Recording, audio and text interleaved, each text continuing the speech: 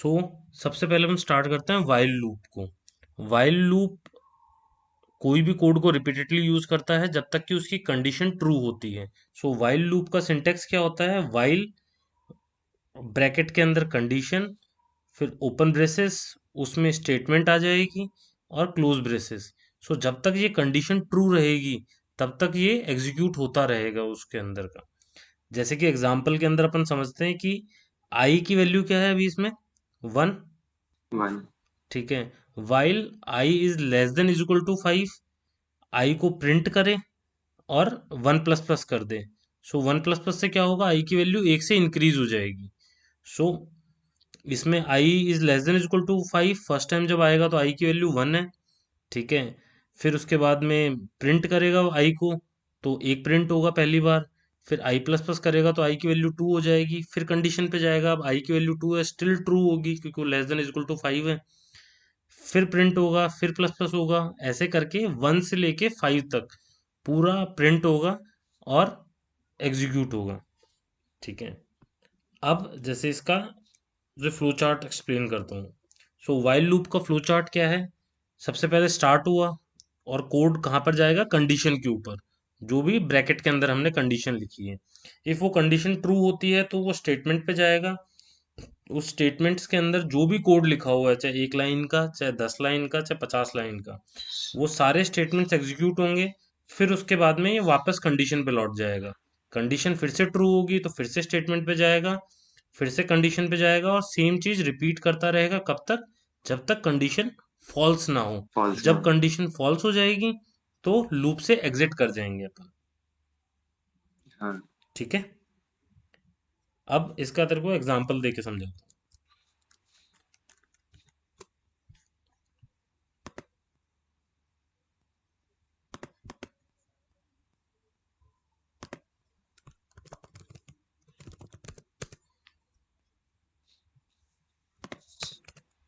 सो हमने वही सेम चीज प्रिंट कर देते हैं जो एग्जांपल में था, कि हम लोग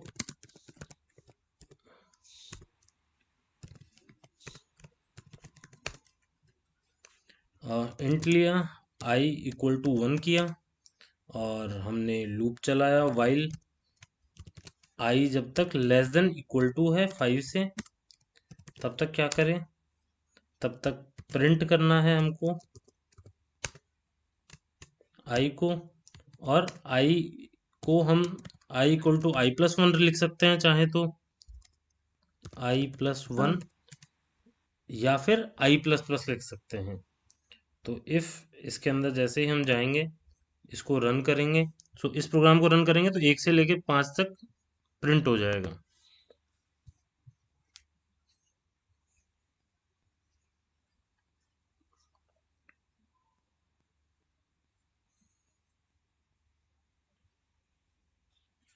ठीक है। 1 से लेके 5 तक की प्रिंट हो गई। ठीक है। अब सेम चीज को मैं शॉर्ट में लिख सकता हूँ, i++ लिखा मैंने, और सेम चीज फिर से मैंने एग्जीक्यूट की। सो 1 to 5 आउटपुट आ जाएगा। और लूप कैसे चलेगा? वही एक है, कंडीशन पे जाएगा। सो सबसे पहले कहाँ जाएगा? स्टार्ट। ठीक है। फिर जाएगा कंडीशन, और इस तरीके से हम कमेंट्स लिखते हैं ना। और ये कौन सा पार्ट हो गया हमारा? स्टेटमेंट वाला। ठीक है। तो जब तक कंडीशन रहेगी ये सेम आउटपुट वापस आ गया। ओके, ये अभी एग्जीक्यूट हो रहा है अभी।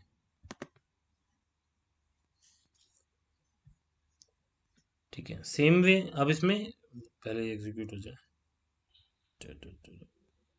आ गया फिर से ये आउटपुट। अब मान ले मुझे इसको इस तरीके से नहीं आना चाहिए। इसमें क्या हो रहा है? 1 आ रहा है, फिर नेक्स्ट लाइन में जा रहा है, 2 आ रहा है, third fourth next next line में आ रहा है। मैं चाहता हूँ एक ही लाइन में आए स्पेस के साथ में। तो मैं क्या करूंगा? इसमें प्रिंट एलन से एलन हटा दूंगा। ये मैं सिस्टम आउट डॉट प्रिंट लिखता हूँ, तो देखना अभी क्या होगा।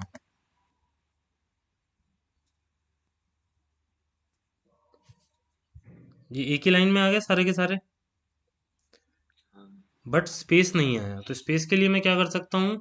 या तो इससे आगे प्लस करके एक स्पेस दे दूंगा, मैंने एक ब्लैंक स्ट्रिंग का लिटरल पास कर दिया इसके प्लस करके, तो अब क्या होगा, इनमें स्पेसेस आ जाएगा सब में।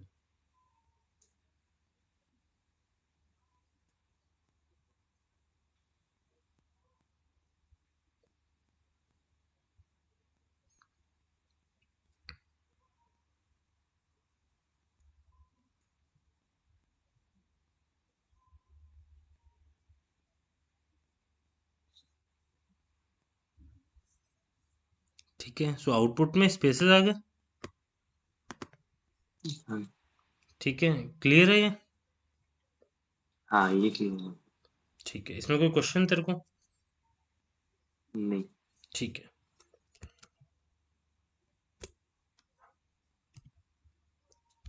अब हम लोग देखते हैं डू वाइल लूप को। ठीक है, ये भी सेम ही चीज करता है एज ए लूप। ये आइटरेशन में काम करता है, बट इसमें क्या सिंटेक्स होता है, डू ओपन ब्रेसेस, पहले स्टेटमेंट आ जाएगी, फिर क्लोज हो जाएगा, फिर वाइल और कंडीशन आ जाएगी। तो इसमें कंडीशन कहाँ आती है, लास्ट में आती है। पहले स्टेटमेंट्स आती है, फिर कंडीशन आती है। अब इसका एग्जांपल देखते हैं अपन। सेम एग्जांपल, वही 1 से लेके 5 तक प्रिंट करना है। आई इज इक्वल टू 1 रख दिया, और हमने स्टेटमेंट्स में प्रिंट एलन दे दिया, आई को आई प्लस प्लस कर रहे हैं, और वाइल में वो कंडीशन लगा दी। सेम ही चीजें हैं। ठीक है, बट इसके अंदर क्या होगा, सबसे पहले स्टेटमेंट एग्जीक्यूट होगी और फिर कंडीशन चेक होगी, और जैसे ही कंडीशन फॉल्स होगी वो एग्जिट कर जाएगा, तो ये 1 से 5 तक प्रिंट करेगा।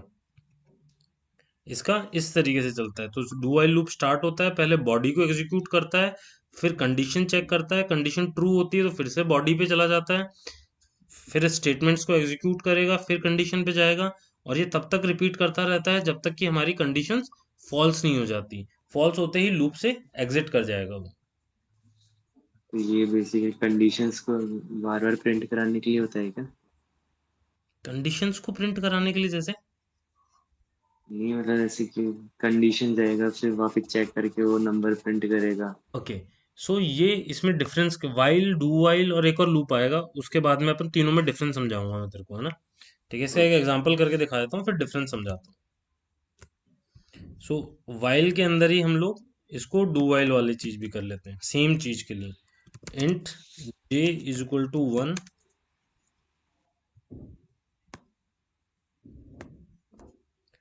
डू प्रिंट एलन दो j को, उसके बाद में j प्लस प्लस कर दो, और यहाँ पर वाइल लिख दो, और जो कंडीशन हमने ऊपर उसमें वैसे लिखी थी उसको ऐसे लिख दो, और सेमी कॉलन लगाना पड़ेगा यहाँ पर ना, और ऊपर भी। ठीक है, डन।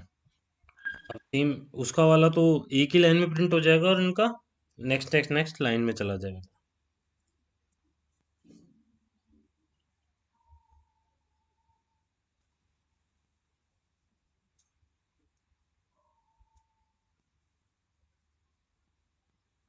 1 प्रिंट हुआ, जे, ओके।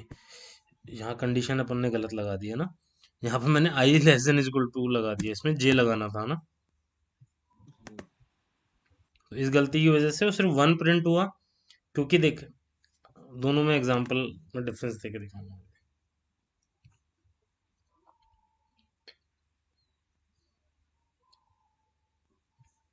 ठीक है, इधर 1 2 3 4 5 हुआ, फिर 1 आया, और फिर नेक्स्ट नेक्स्ट नेक्स्ट लाइन में 2 3 4 5 प्रिंट हो गया। ठीक है, अब दोनों में डिफरेंस क्या होता है? ठीक है, दोनों के अंदर for while, for loop, while loop और डू वाइल लूप, बाकी सारे लूप में कंडीशन हमेशा स्टार्टिंग में होती है, डू वाइल को छोड़ के। डू वाइल में कंडीशन बाद में होती है। तो क्या कोई ऐसी कंडीशन है कि इसके अंदर लूप 0 टाइम चलेगा? इफ मैं आई की वैल्यू 5 रख दूं, मान ले आई की वैल्यू 6 रख देता हूँ, तो इसमें क्या कितना प्रिंट होगा? की वैल्यू 6 रखने पर। फर्स्ट टाइम पे ही कंडीशन फॉल्स हो जाएगी ना, हाँ, वो आई की वैल्यू क्योंकि 5 तक इट ही इज है। 6, it is less than equal to 5, no. तो ये फॉल्स हो जाएगी, तो स्टेटमेंट्स कितनी बार एग्जीक्यूट होगी? एक एक बार जीरो में टाइम्स। एग्जिट कर जाएगा ना फॉल्स पे। हाँ, सो ये यहीं से एग्जिट कर जाएगा, तो स्टेटमेंट्स एग्जीक्यूट होगी 0 टाइम्स। ठीक है। हाँ इसके अंदर भी मैं जे की वैल्यू 6 कर देता हूँ। इसमें भी कंडीशन फॉल्स होगी पहली बार में ही। जब पहली बार जब यहाँ जाएगा तो कंडीशन फॉल्स हो जाएगी, हाँ। बट स्टिल स्टेटमेंट कितनी बार एग्जीक्यूट होगी?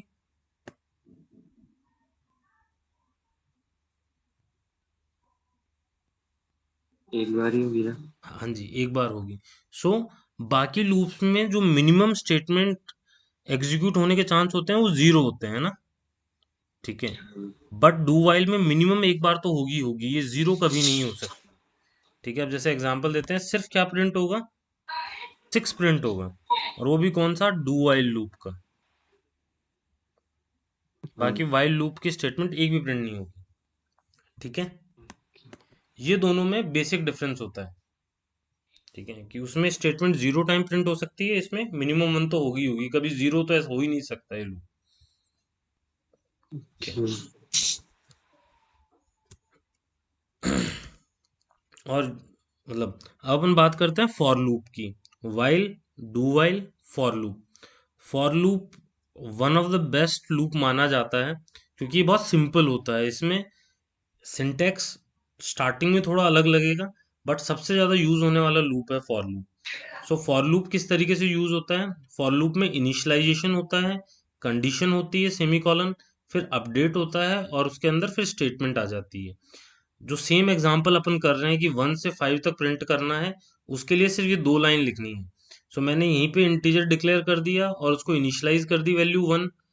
कंडीशन मैंने लगा दी I is less than is equal to 5, और मैंने जो भी प्लस प्लस या माइनस माइनस करना है, इंक्रीमेंट डिक्रीमेंट करना है, वो भी मैंने लगा दिया, और प्रिंट हो गया।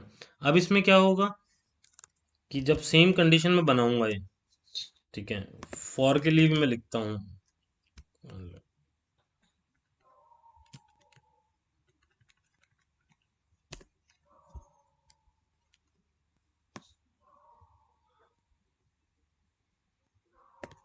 सेम वाइल का ही तुझे बना के दिखाता हूँ। सो फॉर के अंदर मैं क्या करूंगा, मैं वापस चाहूँ तो आई को री इनिशलाइज कर सकता हूँ ना, कि जैसे मान ले इसके अंदर तो 1 से लेके 5 तक प्रिंट हो गया, अब आई की वैल्यू फिर से वो हो जाएगी, तो मैं इसके अंदर चाहूँ तो डिक्लेयर ना करूँ, उसी आई को वापस यूज कर लूंगा, आई को 1 इनिशलाइज करूंगा। आई जब तक less than is equal to है 5 से, तब तक क्या करना चाहिए? आई प्लस प्लस करना चाहिए, और प्रिंट क्या करना चाहिए? आई को प्रिंट कर देना चाहिए। या फिर मैं आई को 10 से इनिशलाइज करता हूँ, और आई को जब तक 15 तक है तब तक आई प्लस प्लस होना चाहिए। ठीक है। हाँ। अब मैं इसको एग्जीक्यूट करूंगा तो क्या होगा? पहले 1 से लेके 5 तक प्रिंट होगा, और 10 से लेके फिर 15 तक प्रिंट होगा।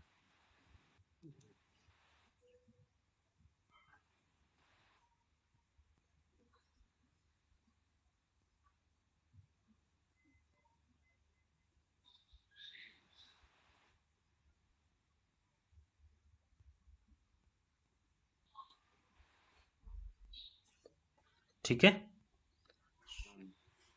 सो पहले कहाँ प्रिंट, क्या प्रिंट हुआ? 1 से लेके 5 तक प्रिंट हो गया, हाँ। फिर 10 11 हाँ। 12 13 14 15 प्रिंट हो गया। ठीक है। हाँ। सो ये बेसिक डिफरेंस होता है। अब इसके अंदर भी सेम चीजें हैं, यहाँ पर भी मैं वैल्यू इनिशियलाइज कर रहा हूँ। अब सेम चीज मैं यहाँ पर थोड़ी अलग कर सकता हूँ, इंट इसको जे कर सकता हूँ, इसको जे कर सकता हूँ, इसको जे कर सकता हूँ, और इसको जे कर सकता हूँ, और मैं चाहता हूँ कि प्रिंट हो सिर्फ 10 के अंदर, तो मैं यहाँ जे को J is equal to J plus 10 कर दूंगा। ठीक है।